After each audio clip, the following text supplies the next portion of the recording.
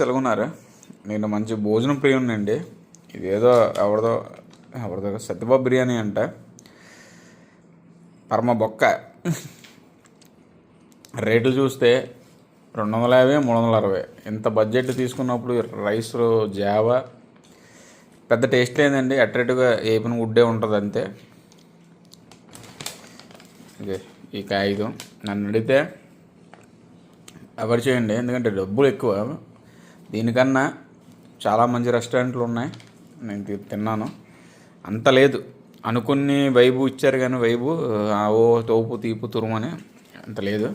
Taste చేసిన ప్రతి ఒక్కరికి మ్యాక్సిమం ఇదే టాట్ వస్తుంది. నీ చెప్పింది మీకు అర్థమే ఉంటుంది. మనం పెట్టే డబ్బులకైతే వర్త్ అయితే కాదు ఇది, నాకు తెలిసి. ఏదో అంతే.